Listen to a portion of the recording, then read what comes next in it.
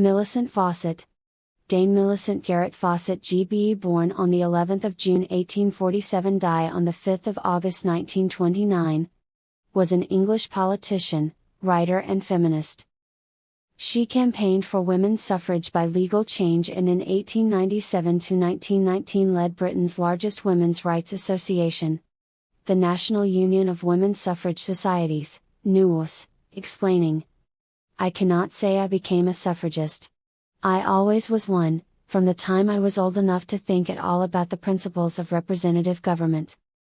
She tried to broaden women's chances of higher education, as a governor of Bedford College, London, now Royal Holloway, and co-founding Newnham College, Cambridge in 1875. In 2018, a century after the Representation of the People Act, she was the first woman honored by a statue in Parliament Square. Fawcett began her political career at the age of 22, at the first women's suffrage meeting. After the death of Lydia Becker, Fawcett became leader of the National Union of Women's Suffrage Societies, NUWS, Britain's main suffragist organization. Politically, she took a moderate position, distancing herself from the militancy and direct actions of the Women's Social and Political Union, WSPU, which she believed would harm women's chances of winning the vote by souring public opinion and alienating members of parliament. Despite the publicity for the WSPU, the NUWS with its slogan "Law-abiding suffragists" retained more support. By 1905, Fawcett's NUWS had 305 constituent societies and almost 50,000 members, compared with the WSPU's 2,000 members in 1913. Fawcett mainly fought for women's suffrage, and found Home Rule a blow to the greatness and prosperity of England as well as disaster and misery and pain and shame. She explains her disaffiliation from the more militant movement in her book What I Remember. "I could not support a revolutionary movement, especially as it was ruled autocratically, at first, by a small group of 4 persons, and latterly by 1 person only.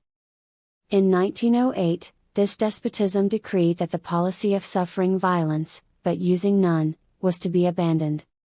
After that, I had no doubt whatever that what was right for me and the NUWS was to keep strictly to our principle of supporting our movement only by argument, based on common sense and experience and not by personal violence or lawbreaking of any kind."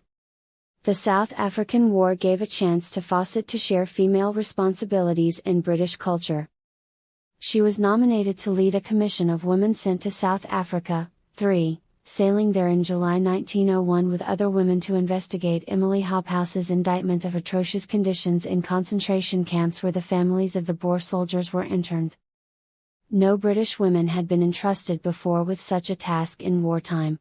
Millicent fought for the civil rights of the Uitlanders as the cause of revival of interest in women's suffrage.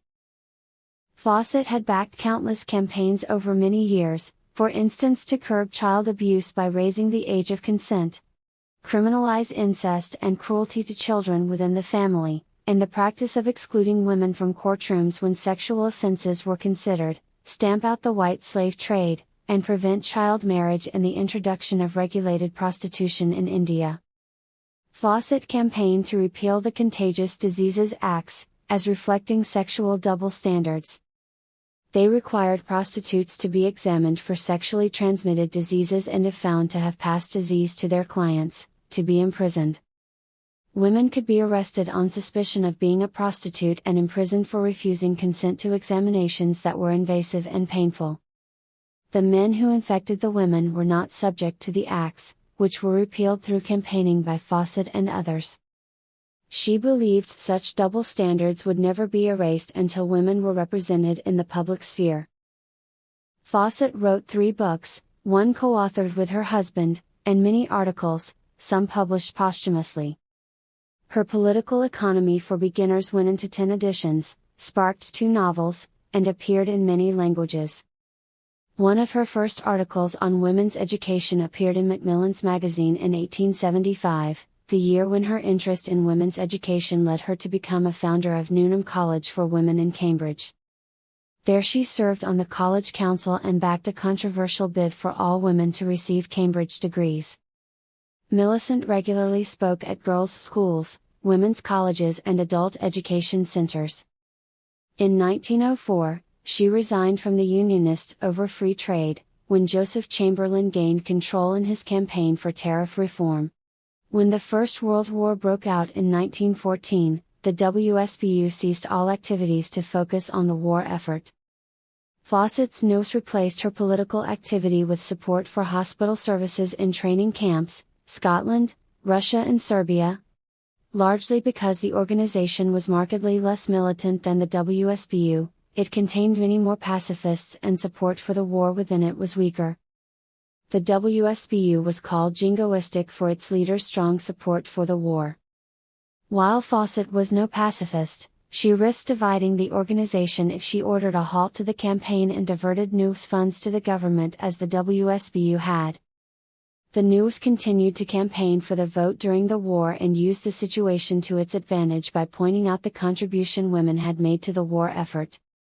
She held her post until 1919, a year after the first women had received the vote under the Representation of the People Act 1918. After that, she left the suffrage campaign and devoted time to writing books, including a biography of Josephine Butler. In 1919 Fawcett was awarded an honorary doctorate from the University of Birmingham. In the 1925 New Year honours she was appointed Dame Grand Cross of the Order of the British Empire, GBE. Millicent Fawcett died in 1929 at her London home in Gower Street, Bloomsbury. She was cremated at the Golders Green Crematorium, although the final resting place of her ashes is unknown. In 1932, a memorial to Fawcett, alongside that of her husband, was unveiled in Westminster Abbey with an inscription: "A wise, constant and courageous Englishwoman. She won citizenship for women." Legacy.